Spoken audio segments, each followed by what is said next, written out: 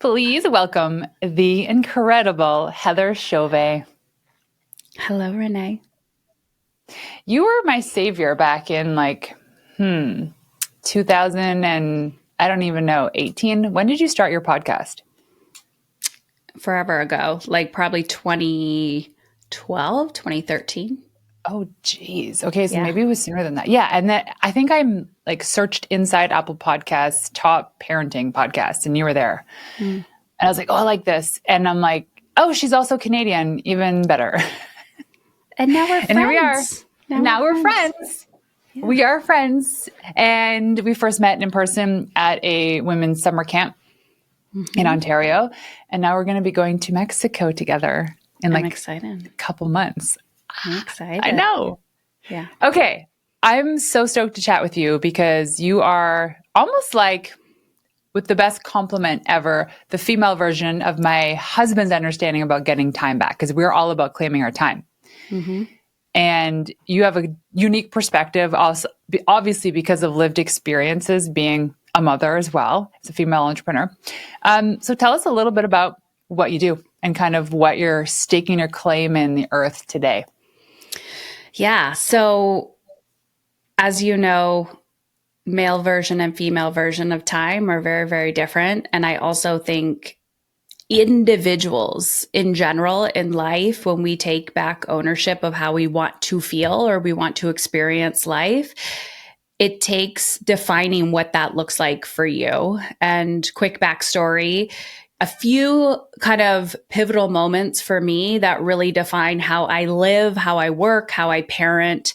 And as you know, Renee, like time, energy, and financial resource, we need to be well resourced in order to have the capacity to be able to parent the way we want to parent, to be able to live the way we want to do, and all the things. And so I actually became a mother when I was 18 years old. And that alone was traumatic in the sense that I went from like high school directly into motherhood. And I was trying to be good. And so I self abandoned all my internal instincts that were like, why would you do that? Like that rebel inside of me, that questioner. And I was like, well, I got to be a good mom. So I'm just going to check the boxes and I'm going to do what I think a good mother does. And I'm going to literally look at other women and say, how do you do it all? What should I do? And, the feedback I was getting is suck it up, buttercup. It's exhausting. It's overwhelming. And so I bared it. I was like, okay, let's go. And then fast forward, I get the career, go to school, do all the things. I'm getting so many accolades, pats on the back is like, you're good. You're a good mother. You're a good woman, Heather, keep going. Well, internally, I'm dying, like physically, like we'll talk about the physical death, but it is the spiritual, like my soul was like screaming at me, like, not this, not this, not this. And in 2013, I was diagnosed with the stage 4 cancer. And in that moment, that time, that story that I tell myself, or we tell ourselves, we don't have time, we don't have time. It was no longer working for me. And so I realized that buying back time and energy, having more of what we want and desire for me was a feeling that I was after. It wasn't the physical 24 hours in a day. And so I really had to figure out how to allocate, how I wanted to feel in my life, which was very different than just having a pretty planner or a really long ass to-do list. Oh my God. I hear you. I feel this so much now because my weeks have had the most spaciousness I've ever had since starting my career. And it's only been of the last couple of weeks because I decided to release my identity from an industry that I was grown to be known for, which was in the world of PR. Mm. And it was not serving me. It wasn't making me happy. It was exhausting me. It was causing health problems. And I finally just decided, well, you know what? I sold it, which was great. I mean, it was the best happy ending. But stepping away from something that was just killing me. And now I get to focus on the things that I really want to do and love to do. And understanding all of the moments in growing that company that caused friction in my life, personal life, the things I won't do ever again. And I am starting to say no to way more things and feel so good about it because The filter now is my health and wellness first, my family, and then everything else. Yeah. If it's going to affect those two things, it's an instant no. Because that's what we're here for. Yeah. That's we're here for the moments. We're here for connection. I say to people all the time, how do you want to feel? And they will say, I want to feel alive. I want to feel energized. And I'm like, great. Did that decision allow you to feel alive or energized? Well, no. Well, then why did you do it? Well, I felt obligated, or I didn't want to let the person down, or blah, blah, blah. And it's like, we have to explore our yeses. We have to realize that saying, that whole saying yes to something or saying no to something else. But it's like, what's the why behind saying yes? But when you realize that how you want to feel is incredibly important and valuable, not just to you, it's not even self-serving. It's directly influencing the patience and the connection that you can create with your children. You want time with your kids. But once you have physical time to be present for your children, now you're going to have to work on your mental time, your emotional time. Like you have to manage those energies as well in order to be able to be 100% present. And I think that's where we're getting a little confused. It's not just about the quote unquote managing the masculine energy, is leaning into that feminine as well, of like, what's inside, what's screaming for my attention, what are the little whispers, and then having the courage to lean into that. So what is mental time? Like I have an idea, but what do you define it as? So I actually said mental time, and I was like, I don't ever say mental time. I say mental energy, but I think it's the like energy. It's the mentalness. It's the energy of the consumption of what is going on in our mind. Like think about how much energy and maybe physical time you waste overthinking, ruminating, telling yourself a story or holding a belief that is not life enhancing. And you get stuck and kind of trapped in a loop. And it could be the fact that you're like, I just need to send an email. It's going to take seconds. Physically, it will take seconds, but you spend 2 hours ruminating on perfecting something. And when we can learn to manage the mental energy, it improves like actual physical time. And so, Dan's book inspired this from a like practical masculine perspective. But I was like, how can I buy back time and energy like everywhere? How can I do less better? Yes, I can outsource. You can physically outsource a lot, but where do I just actually need to hold a mental or emotional boundary with myself? I think I notice there's two types of people. You have the person that's like way over on the logical side. And they're like, get shit done. I'm a taskmaster. Do. And then you have people that are like, they love ruminating and massaging and thinking about feelings and like being the visionary 100%. Like you're just like, you're in it. But sometimes you need to like come back to the middle and you need to have these boundaries as well. So I've actually started putting time on tasks that I know I will procrastinate on or I will overthink. I'm like, you have 20 minutes and I'll put a 20-minute timer on. And I'm like, you get to sit with this trigger that you have about somebody for 20 minutes. And then after that, you have to get up and physically move on to the next task. It's just a different way to think about time.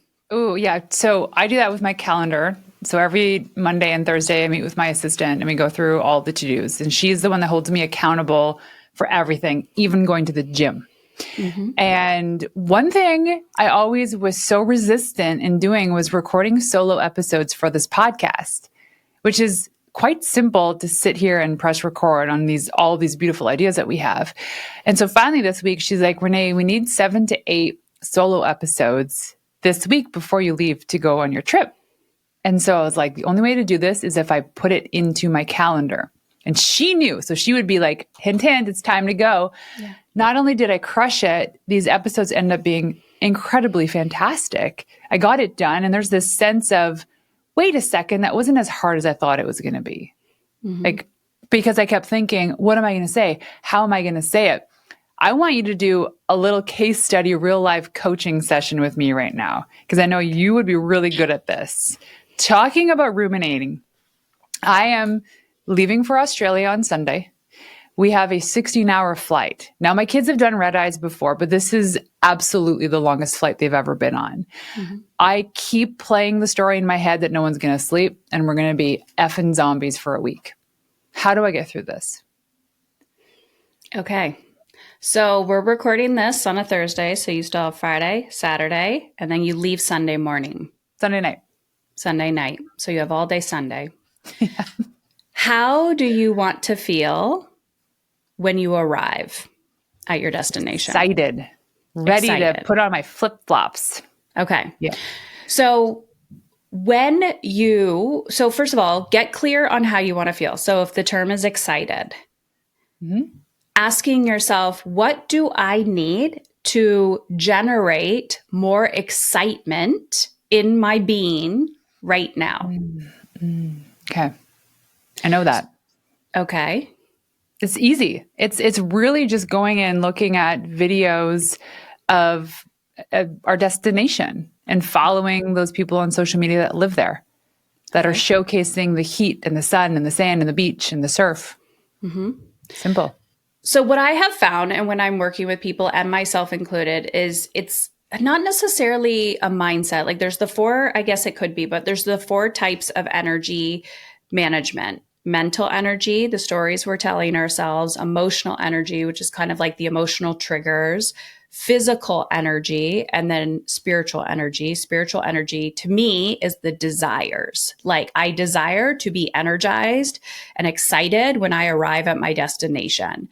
Then I'm asking myself, what do I need to get closer to that feeling? And that's where the intuition comes in. That's where I feel like this becomes more of a feminine superpower of tuning into yourself. And I get to the point where I will say things like, I will close my eyes. And if you really want me to do this with you, I will do it right now. Let's go. Okay.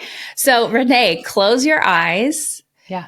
And number one, what is the opposite of excitement? So what is it that you are experiencing, the energy wise, that you're experiencing a lot of right now that you don't want to experience? Dread. Okay. How do you know dread is in your mind, in your body? Like where can you feel it? My chest, it gets tight. Okay.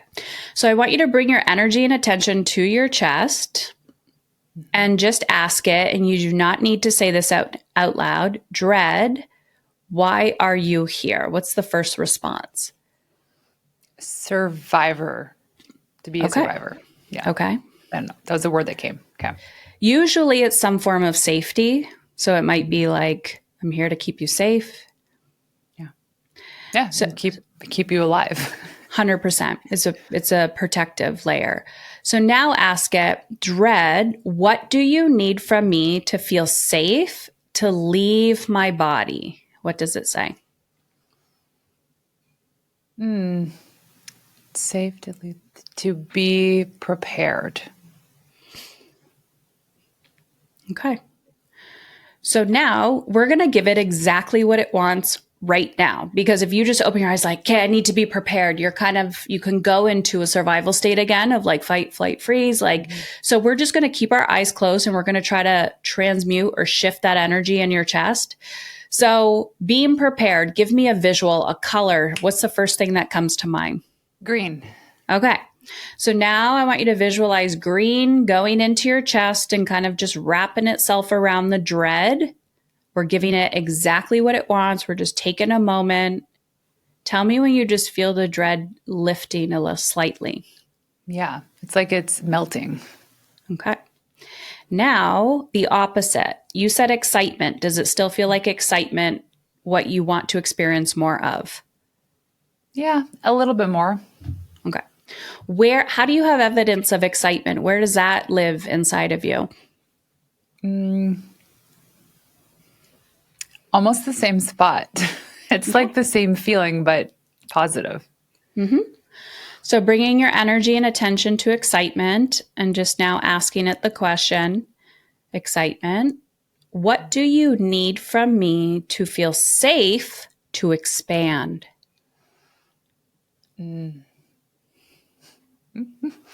It's just as simple as packing my passport and my visa. Everything else I can buy if I forget it there. Perfect. Okay. It's so much simpler than I know. Mm-hmm. But it's fascinating how that feeling of dread and excitement is the same physiological feeling in my body. Yeah. It's like the yay or the oh no. Mm-hmm. And so the energy's there. And so Yeah. when we develop this like deeply intuitive relationship with those parts of ourselves, I always tell people this is the child that you didn't know you had, because it's trying to get your attention. It's like, pay attention to me. I'm thirsty. I'm thirsty. I'm thirsty. And when you just close your eyes and listen, you're like, okay, I'm just going to take 2 minutes. Hey, what do you need? Why are you here? And then you're just giving it a moment. You're like, oh, wow, I ruminated on that for hours. I caused a lot of drama. I was projecting, I was reactive. And here I am realigning, managing that energy. And then I can start leading from that instead of where I was a moment ago. What a beautiful practice to do before going into sales calls, before jumping on a stage, before dealing with those hard things in life. It's so simple. Yeah. When I started my work, this was what I was teaching children when it came to managing emotion. And then I was teaching parents to do this emotional regulation and energetic regulation to support their children. And then as my business grew, my work grew, I was like, oh, you're doing this in your sales calls. Oh, you're doing this in your marketing. You're doing this team management. And I was like, it's all the same thing. You're doing this before you're pitching yourself. Like it is all the same shit. It comes back to how do you want to feel, learn how to manage that energy, and your capacity will grow. Yes. Just the frameworks. I just remember one day, probably a year and a half ago, we were having a hectic morning on the way to school as per usual. And it was like severely blown out of proportion one morning. And I walked to the car and I was telling myself out loud, who do I need to become to be the woman to deal with this situation? And just kept asking myself that. And I was like, wait a second, I'm already her. Mm-hmm. I'm already her. It's already available. Just like my coach says, when we did this special diet and exercise routine, I showed up to a photo shoot, not really prepared for it. But when the photos came back, I was like, wow, I had a 6-pack. So I turned to my coach and I go, how'd that happen? And he said, they were always there. So I was like, everybody has a 6-pack. It's there.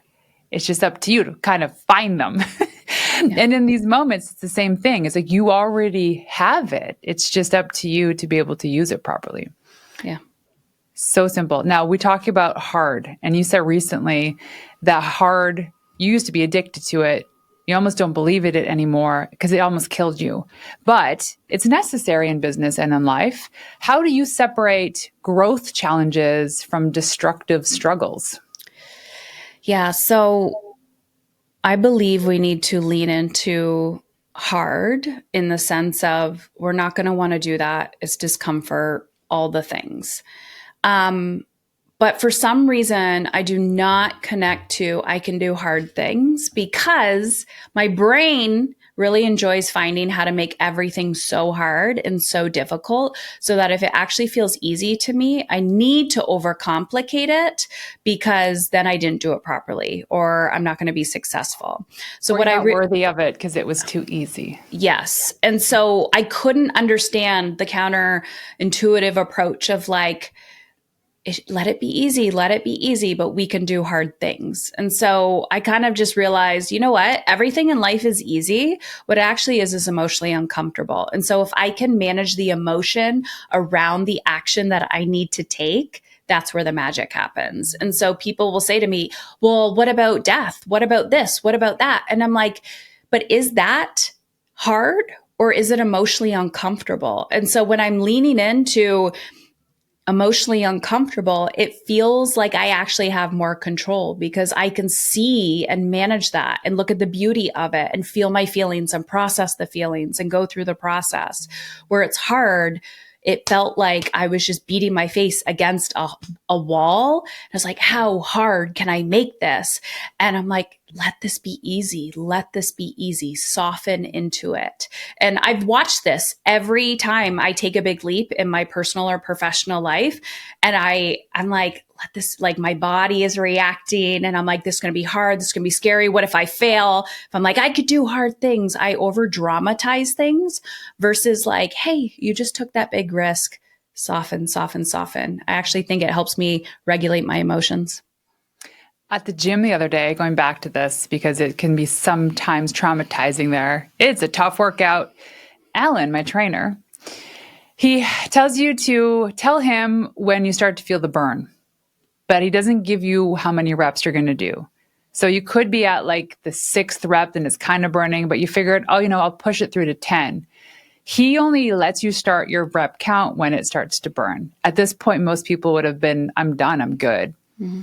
In those moments, I say to myself, as I'm like lifting those weights, this rep counts, because it's not the easy reps that make the transformation. Yeah. It's the ones that burn that make the transformation. Yeah. And the more you realize that, the more you know that it's part of the process. And it's a fleeting burn, right? It goes away after a couple seconds for the most part. Maybe you're sore a couple of days later. But it's a good metaphor for a lot of things in life too. Yeah, but is it hard or emotionally uncomfortable? It's physically uncomfortable. Yeah. Yeah. Like you feel the physical discomfort, but that's when you're in the growth edge, right? That's when and then you get to test. You get to go, did I push too hard?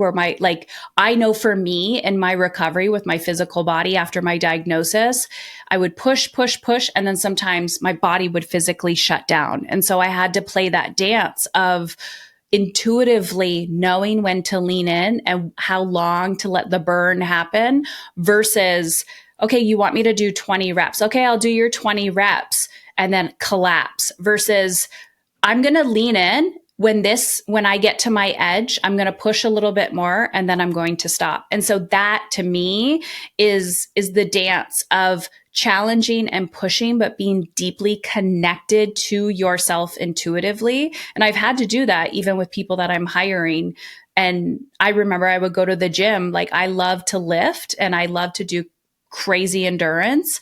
And my body would just shut down. And I'm like, how can I create more capacity in my physical body? And it took going to the edge, being consistent, but not going over the edge every single time, and doing less better consistently was kind of the habit that I had to learn to develop. And that affected time, that affected my energy, it affected success, parenting, connection, everything. So when do you know when something is hard that you need to pause or quit? How do you assess that? Like it could be a rep in the gym, but it could also be something in business, parenting. Say it again, because I think I might have a different perspective based on how I hear it the second time. When do you know that when something is hard, whether you need to pause or quit? Yeah. So when you need to lean in and grow versus let it go. Let it go. I think we know like way before we let it go. I love to always test, does this give me energy or not? Oh, that actually changes everything when you look at it that way. But is there such thing as the negative energy though? Like you're talking about good energy, feel good energy. Yeah. Does this give me energy or not? So I'll give you a perfect example. I actually do not enjoy doing free webinars. I love connection like this. I love these conversations. But what I realized is it wasn't necessarily, so I was exhausted after if I'm doing workshops in my community, my paid community, completely different energy for me. I get lit up. I'm so excited for some reason. So I'm like, well, this is part of a marketing strategy. I have to do this. And then I was like, wait a minute, Heather, just lean into this. What is it that's draining? Is it something you have to do or are you shitting on yourself? And I had to sit with it a little bit. And I was like, it's the freebie seeking energy that drains me. Mm-hmm. So then I asked myself, great. And I had to sit with myself, which means you actually have to have time and space to think critically and think bigger. And I'm like, where's this freebie seeker energy? Where is this like energy leak, energy suck? And I was like, it's the type of person in the room. Like I am so sensitive to the point where if people are on a call or a webinar, it's a different energy when someone has paid to be there or a different caliber of person versus someone who's just wants to suck the life out of you and they're never going to take action, those assholes, right? So I'm like, they're getting the same value, maybe different than what they would get listening to my podcast for free. So how can I shift my business model, my marketing model that's in alignment with how I want to feel? So I'm always testing and leaning in versus leaning out, but also knowing I'm not going to be doing this weekly because this is something that doesn't light me up. But you actually don't know until you lean in and you take that action. Same thing with doing endurance events versus like, I love a good mental challenge and the spiritual challenge that I gain. But I have so much resistance going to the gym consistently 4 times a week. And I'm like, what is it that I will do a marathon a day for 3 days, but the training for that, I'm like, oh, that's too boring. That's too easy. Like, what is it? And I'm like, what's the energy I gain? And so I'm always trying to dissect from an energetic perspective of like, how do I feel after? What is it that I enjoy? And then when I'm paying attention to those clues and I start including that in my life, whether it's in my parenting, my marriage, my business, I feel more alive. I feel more energized. And when I do that, I have way more time and capacity. So yeah. That's why, so going to the gym, I used to obsess over CrossFit. And it wasn't because I actually enjoyed what CrossFit is in terms of the workouts, because they were really gnarly and intense. Mm-hmm. It was the community. And I could not find a similar community anywhere. And I would grind through the workouts, started to get injured. However, when I realized why that was good for me, it was about the people in the gym. And then I started to go to a women's only gym and there was no community. It's like people go in there with their headsets, they do their workout and they leave. I wanted to talk to people. It's like they didn't want to be bothered. Yeah. So now actually I took this page from my husband's book is he makes sure that he goes to the gym with buddies. Mm-hmm. I'm like, oh, this is an excuse to hang out with your friend and do exercise. Brilliant. So there's always motivation because he loves to talk. Mm-hmm. And for me, it's like I usually now go wherever they work out. But going back to those free webinars, I used to do them too, and I hated it. Even if people paid to show up, I didn't like doing it. And I thought because like circling the word obligation that you said before, I thought it was what I had to do in my business in order to succeed was free events. Yeah. And didn't work for me because I didn't like doing them. Yeah. Yeah. And it's like paying attention to that and just asking yourself, how can I? And I think too often I find the online space very interesting because people are like, oh, I got to do this because that's how I'm going to get X result. And I'm like, you do realize you've just transferred the same belief system that you have in your personal life into this business, that magically you're going to do X, Y, Z, and you're going to get the same result as everybody else. But when you look at everyone's businesses in life, they're very, very different. And so they're asking themselves, what feels good, what doesn't, what do I want to do more of, what do I want to do less of? And we need to lean into that more, especially as women, where we're here to be of service and nurture others. And sometimes when we're over nurturing, we feel and experience lack of energy, lack of time, lack of financial resource, lack of all these things. And it's like, we deserve to thrive. And I know I was chatting with you. I sent you a message earlier and you're like, what is lighting you up? And I truly believe if you're listening to those or you're reading parenting books versus business books versus health books, the key to everyone is going to return you back home to becoming incredibly well-resourced.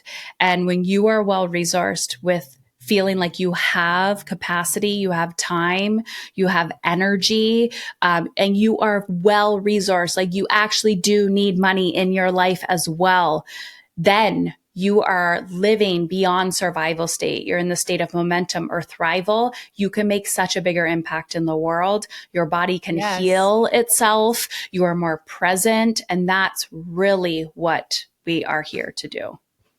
And one of the biggest things that I see with my friends too is the not doing everything. So we drove up to our place on top of the mountain here the other weekend. We each took a kid because it was part of our board meetings. And I had Max with me for the drive. So it's an hour-long drive. And we asked, what are the top 3 things you like the most about each person in the family? And then when we got there, we kind of shared what we said. And my youngest, actually, both the kids said at one point in their top 3 for me, what they love the most about me was that I do everything. And I go, oh, wait a second. That's not a compliment. Mm-hmm. That is, I need to change that. They got used to certain things in their lives being done for them. So now they grow to expect that. Mm-hmm. And I mean, well, a beautiful moment. I felt immense obligation to do those things because that's how I was raised. Mm-hmm. So I assume, oh, well, I lived a happy childhood and I feel like I'm a happy person. I want the same for my kids. But it's actually to their detriment that I do everything for them because when I was 18 years old and I went away to college, first time living away from home, my first week there on campus, I went to do my laundry to think I knew how to use a washing machine. No, I didn't. Yeah. And I said, that's the first thing my kids are going to learn how to do one day is their own laundry. And they have been doing it since they were 6 years old because it's so easy today. Just press a couple buttons. Mm-hmm. But you got to think, how are we keeping ourselves busy out of things we feel obligated to do? We don't have to, right? Women are by far the worst at delegation. And I see it. You probably see it in your day too. And we catch ourselves in these moments like, wow, we create more capacity in our lives if we just either didn't do that or had somebody else do it or teach our kids how to do it. Mm-hmm. How do you teach people this? I think you have to be teachable, number one, but you also have to, there's 2 things. Number one is, I'm curious if you asked your kids a follow-up question to that. What does that mean to you if you would get to a different question or feeling? Maybe what they said and what you heard may have been 2 different things. And maybe it could have been that you're present or there's connection or it's actually a feeling and they didn't know how to communicate it fully. That's a good point. That maybe they're like, well, you do everything. But what they actually meant is like, you're there for the important things. Or you make me feel seen or heard, which most likely a child is not going to say. Exactly. So you never know. You never know what they actually meant versus what we heard. And this, we have to realize the value that we're actually getting from doing all these things. I see it all the time. I'm like, okay, you want more time? Let's do, let's audit what's going on. Can you delegate that? And then you get to keep what you defend. Oh, I could never. And I'm like, just pay attention to that. Did you see your reaction? What is that?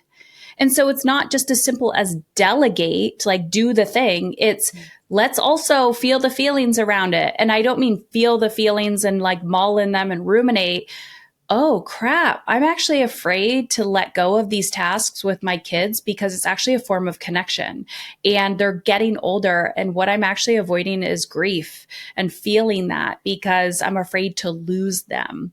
Or maybe I'm doing this because of my childhood, or maybe I'm doing this because of something else. And so they're triggering something inside of me that I have to look at. We know logically on the other side of delegation and all of these things, we're going to have more time. It's just self-sabotaging behavior because if I actually have more time, then I have to go after what I truly want and desire, or then I have to have that uncomfortable conversation with my husband, or then I actually have to do the work that I don't want to do. And the more radically honest we are with ourselves, that's where freedom is. And so I'll add to that too. Yeah. And it would mean that maybe you do get to do the thing you love to do, but you don't feel worthy of it. So then you don't do it. Yeah. It's so fun to be human. Yeah. Right. And the work is never done. Like somehow the brain convinces you, when I get here, then I will. I always thought when my children are a certain age, this will feel easier because everyone's telling me it gets easier. And I was like, why is this getting harder? Why? And I was like, oh no, it's just changing. And so again, these are human skills. And for whatever reason, so many people walk through life, avoiding them and then getting to their end of their life being like, I never found out what it meant to feel full, content, fulfilled, connected. Everyone should read the book, The 5 Regrets of the Dying. Yeah. That was one of my top books this year. And I actually just recorded a solo episode about that because the first regret is not doing life according to what they want to do. We did it out of a sense of obligation or what was expected of us. Yeah. And I actually had an hour-long conversation with AI the other night about death and transformation and consciousness because I have a friend of mine who unfortunately passed away at the age of 45 this past weekend. And I was like, why? Why does good people go early? Why is this the end of their life? I'm curious because I know that part of what we should be doing in life, especially the Western civilization, we don't do this, is to get better at grieving. And it doesn't mean the grief of somebody who's passed, but anything that's lost. It could be a relationship, it could be an old business, it could be even old thoughts. Because when we don't get better at grieving, we tend to ruminate. Yeah. Like it's kind of like the mother who lost a child, they can't imagine that's probably the worst pain in the entire world. And I've seen this where they feel guilty starting to feel good because they feel like they should be sad and hurt for the rest of their lives. Yeah. But good for the mother who started over again and transformed their life. But we do need to get better at grieving. I've actually experienced that with a few clients, especially if they've lost a child.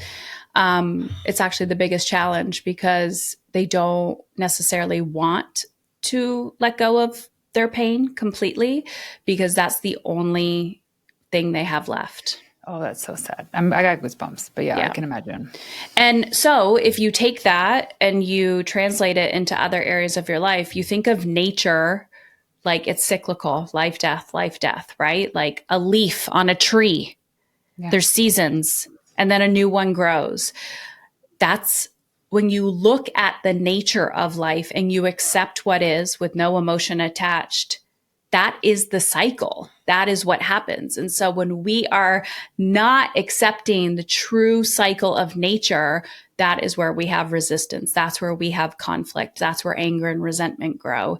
And so what I've learned over the years, whether it's loss of people, loss of expectations of who my children need to be, loss of, disappointment or having an attachment to, I'm going to do this thing and it's going to work out and then it doesn't work out. And hiring and firing and doing all the things, life gets so much, quote unquote, easier, flows more when you ask yourself, how do I want to feel?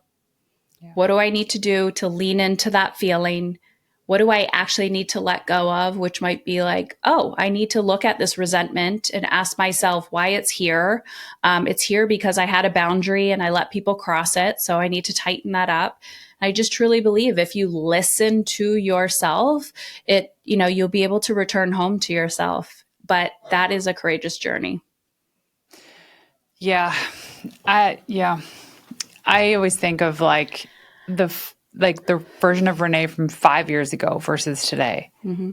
Put me into my life today without my lived experiences in the last 5 years, I would not have survived. I would have gone crazy. And it's impressive too, but that's the journey we should all be on. It's growth. It's forever healing. You think you get to the end of something and then something else happens. The shit sandwiches are delivered on a weekly basis. Just learn to love the flavor. Oh, yeah. Yum. Okay, so you've had some really cool adventures as of late. You did that. What's that thing where you hiked the mountain, the equivalent of Everest? It's called 29029. When did you do that? I did that last year. And then with the same company, this year I did what they have 29029 trail. So that was a marathon a day for 3 days. And last year when I did it, it was 10. You had to hike up, gondola down. You have 36 hours to do it. You have to go make it 13 rounds to be the equivalent of 29,029 feet, like 1,000 feet. I got 10 out of 13. And guess why, Renee? Why? I didn't train. Oh. Why didn't I train? Because it was boring. Because if I trained, I would have to face my fear of failure. And if I fail, but I didn't try, then I didn't really fail. So that was the lesson I learned. And everyone's like, you're so courageous. You're so like, you got 10 out of 13, blah, blah. I was like, yes, but I was watching and observing my behavior of avoidance to fully showing up and training.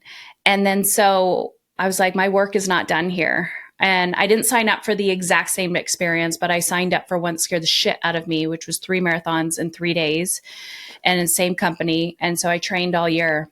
And I can't tell you, just those micro actions of the daily work required in order for the training. I did not complete the training 100%, but I completed it. I completed the 3 marathons in 3 days. And I remember the third day, I podcast about this recently. The title is 3 marathons in 3 days. I don't know what episode number it is. And I was bawling my eyes out in the episode as well. But when I got to about mile 25 on the third day, I was like, I still get emotional. I'm like, I think I'm going to do it. I think I'm going to make it. And I dug deep and I was like, I did not come this far only to come this far. And I'm like, I'm going to complete this. And I remember crossing the finish line and I was like, I'm really proud of myself, not because I accomplished the goal, but because I became the type of person required to accomplish the goal. And I will tell you, I feel so much lighter emotionally in certain areas of my life because I raised my standards for how I treated myself. Oh, then that's discipline. Because marathons, every footstep is like, you can just quit right now, or right now, or right now. Yeah. Or maybe the next mile. I've only ever done half marathon. But 3, it's like the Iron Cowboy. Yeah. And by the end, I was so swollen. I was so swollen. And I'm like, you know what? That was a soul stretch. That was a mental game, but, I feel complete. Let's decrease the inflammation in my body. Let's take a year of working out like a normal person at the gym and just, consistency. But yeah, something grew. My capacity grew. That's for sure. When did you do that? Was that this year? Yeah, at the beginning of October. Oh, you just did this. I just did it. I can't keep up. I know. You do these adventures. I need to. It's like my extreme uncomfort. We were invited to go to Kenya for this incredibly beautiful experience for this friends of ours who have this incredible organization. And Kenya would be like 10 days. Mm-hmm. And the first 7 days, you're literally staying at like a 5-star hotel with all the amenities. And the last couple of days, you're out in the desert. And it would mean me choose that or this long dream of mine of going back to Italy for our 10-year wedding anniversary. And I've just like played the vision of what that looks like in my head. And all of a sudden we're like, well, let's not do that. Let's go to Kenya. And I'm like, no, I want to be clean with red lipstick on, shopping in Chanel, which is the opposite experience. Yeah. But guess what? My gut tells me the best experience will be in Kenya. Mm-hmm. Because it's so uncomfortable for me. Yeah. So uncomfortable. So I'll let you know what I decide to do. But that's kind of like the decision. One's like impact, the other one's like not impact. Or you do both. Or both is possible. Or you put a deadline, you put a boundary around decision making. Oh man, I'm like the worst when it comes to stuff like that. I need to actually see a detailed itinerary of events like that in order to make the decision. I know. I feel like you're going to challenge me in Mexico. You said it out loud, of course. I'll be like, did you make the decision yet? Did you make it? We'll have a hot seat. We'll have a hot seat. We will have a hot seat. Oh, it's so interesting, but it really makes me think like, I've done well in my career. I've done well in my life, but also what am I avoiding? Like what discomfort am I avoiding? And also, do I know it's even going to be uncomfortable? Because I make a lot of assumptions.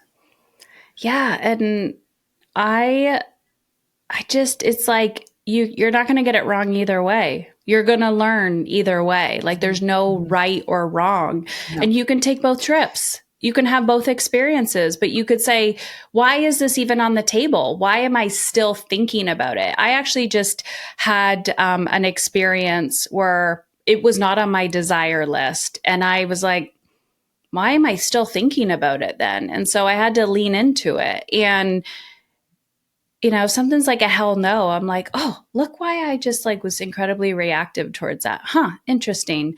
And then sometimes I'm like, do I need to challenge myself all the time? Do I need to climb mountains? Do I need to like save the world 24 hours a day, 7 days a week, 365 days a year? Or can I just go to Italy and shop at Chanel? Can I just have a really luxe experience? So I think, why am I still thinking about it is actually the question. Yeah. Because I can say no to both or one. It's really interesting. I never thought about that. I feel like there's part of me that wants to do it. And we get to bring the kids. It's all about family. Okay. I will let you know how I decide. Perfect. I have one last question for you. And I asked you this question years ago when you were on this show. When I ask you what it means to be a wild woman, what is that for you? Have the courage to be yourself. Have the courage to listen to those little whispers and lean in and figure it out along the way. It seems simple, but unfortunately, that is wild in this culture. It's wild. Just like you. Heather, where can people go online to find you? They can check me out on the podcast, Emotionally Uncomfortable. And I always love when people like listen to this episode. Tag me on Instagram at Heather Chauvin, Chauvin, and send me a message. Let me know what your biggest takeaway was. Connect. Love it. Love it. Well, thank you so much for joining us again. Thanks, Renee.